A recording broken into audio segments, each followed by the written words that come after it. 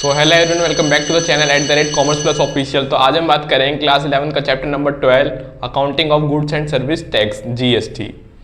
सो last की video में हमने बात करी थी टैक्स के बारे में। आज की वीडियो में हम बात कर लेते हैं कुछ another theoretical points for about GST.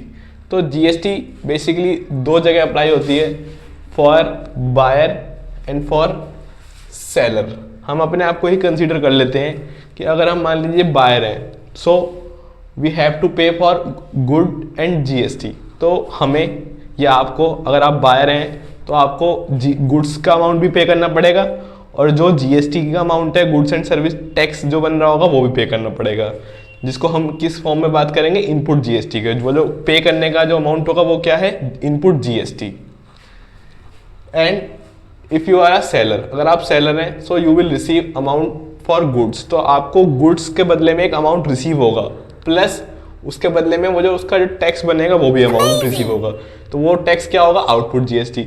जो पे कर रहे हो वो इनपुट जीएसटी है और जो रिसीव कर रहे हो वो आउटपुट जीएसटी है। तो ये फर्क है इनपुट जीएसटी में और आउटपुट जीएसटी में। इनपुट जीएसटी जो आप पे कर रहे हो वो आपकी एक एसेट है। क्या है, एसेट। और आउटपुट जीएसटी जो आप रिसीव कर रहे हो वो क्या है, आपकी लायबिलिटी। वो है आपकी लायबिलिटी। हाँ, अगर हम मान लीजिए, अगर हम बिजनेसमैन हैं, मान लीजिए मैं बात करूँ अपनी, मेरा एक कोचिंग इंस्टीट्यूट है, ठीक है, तो मैं एक सर्विस प्रोवाइडर हूँ। क्या हूँ मैं, एक सर्विस प्रोवाइडर हूँ। और गवर्नमेंट मुझसे कहती है अगर आप एक सर्विस प्रोवाइडर हो तो आपको 18% जीएसटी कलेक्ट करना है और हमें पे करना है। ठीक है गवर्नमेंट, हम आपको पे करेंगे। तो अगर मैं एक कोचिंग इंस्टीट्यूट चला रहा हूँ तो मेरे कुछ अपने खर्चे भी होंगे, ठीक है। पहले अर्न करने से पहले मुझे कुछ खर्चे करने पड़ेंगे, तभी तो मैं कुछ अर्न कर पाऊंगा। खर्चे जैसे कि क्या होंगे, कैमरे का खर्चा, माइक का खर्चा, इलेक्ट्रिक इक्विपमेंट का खर्चा, प्रिंटर का खर्चा, अदर स्टेशनरी ऑब्जेक्ट एक्सेट्रा। तो ये कुछ बेसिक क्या है, खर्चे हैं ये, ठीक है। अब मान लीजिए इन सब खर्चों पे मैं जब पेमेंट कर रहा हूँ तो मेरा जीएसटी बन रहा है 40,000 रुपये। 40,000 रुपये मैं जीएसटी पे कर रहा हूँ, ठीक है। अब बात कर लेंगे दूसरी तरफ। उसके बाद जब मैं अपनी फीस रिसीव कर रहा हूँ एज एन इनकम, ठीक है, फीस रिसीव कर रहा हूँ तो उस पर मैं जीएसटी भी लूँगा, जीएसटी भी चार्ज करूँगा क्योंकि गवर्नमेंट ने कहा है, ठीक है। वो जो जीएसटी चार्ज करूँगा वो क्या होगा, आउटपुट। क्या होगा, आउटपुट। अब फीस रिसीव करते टाइम जो जीएसटी कलेक्ट हो रहा है वो हो रहा है 50,000 रुपये का। कितने का, 50,000 रुपये का। 40,000 रुपये मैं गुड्स खरीदते टाइम पे कर चुका हूँ, ठीक है।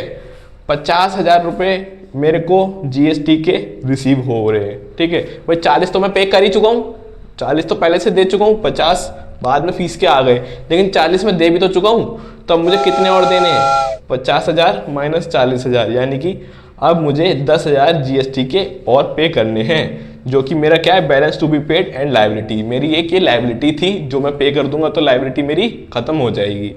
तो ये जो बैलेंस फिगर बना, ये क्या बना, सेट ऑफ मैकेनिज्म, ठीक है। मतलब कि 50,000 रुपये का मेरे पास फीस में से जीएसटी आया था और उससे पहले 40,000 मैं दे चुका था। तो ये क्या है, मेरा सेट ऑफ मैकेनिज्म। इसको हम क्या बोलते हैं, आईटीसी, इनपुट टैक्स क्रेडिट। क्या बोलेंगे, इनपुट टैक्स क्रेडिट।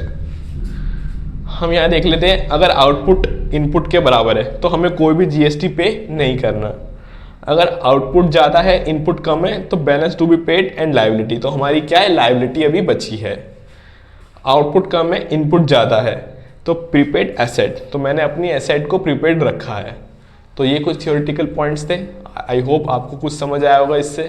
तो मिलते हैं अगली वीडियो में कुछ और थियोरेटिकल पॉइंट्स के साथ। So please like this video, share this video, subscribe the channel @commerce plus official.